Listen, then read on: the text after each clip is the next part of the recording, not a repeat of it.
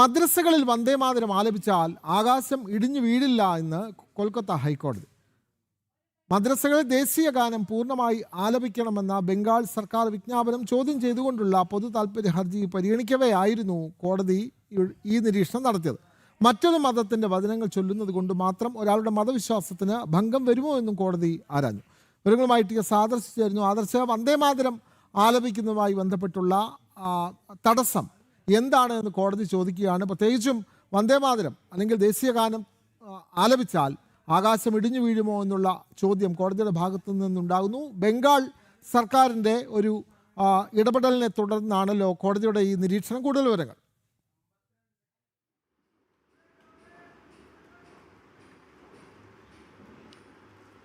വിനോദ്, മദ്രസകളിൽ വന്ദേമാതരം പൂർണ്ണമായും ആലപിക്കണമെന്ന പശ്ചിമ ബംഗാൾ സർക്കാരിൻ്റെ ഉത്തരവിനെ ചോദ്യം ചെയ്തുകൊണ്ട് സമർപ്പിച്ച പൊതുതാൽപ്പര്യ ഹർജി പരിഗണിക്കവെയാണ് കൊൽക്കത്ത ഹൈക്കോടതിയുടെ ഭാഗത്തു നിന്നും ഇത്തരത്തിലുള്ള ഒരു വാക്കാൽ നിരീക്ഷണമുണ്ടായത്. വന്ദേമാതരം പൂർണ്ണമായും ചൊല്ലിയാൽ ആകാശം ഇടിഞ്ഞു വീഴില്ല എന്നാണ് ഹൈക്കോടതിയുടെ ഭാഗത്ത് നിന്ന് ഒരു നിരീക്ഷണമുണ്ടായത്.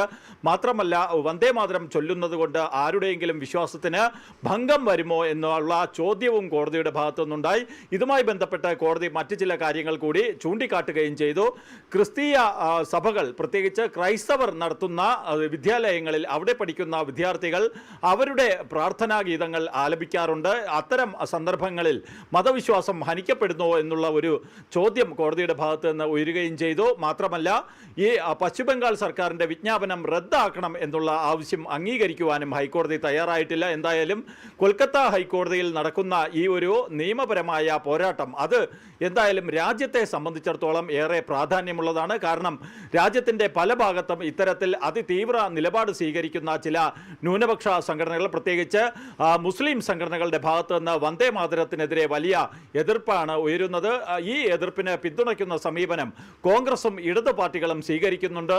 അങ്ങനെയുള്ള വന്ദേമാതരത്തെ എതിർക്കുന്നവർക്കൊക്കെയുള്ള ചോദ്യമാണ് കൊൽക്കത്ത ഹൈക്കോടതിയുടെ ഭാഗത്ത് നിന്നുണ്ടായിരിക്കുന്ന ഈ വാക്കാൽ നിരീക്ഷണത്തിൻ്റെ ഭാഗമായി വന്നിരിക്കുന്ന ചോദ്യം. എന്തായാലും വന്ദേമാതരം ആലപിച്ചാൽ ആകാശം ഇടിഞ്ഞു വീഴില്ല എന്നുള്ളത് കോടതി തന്നെ വ്യക്തമാക്കുന്നു.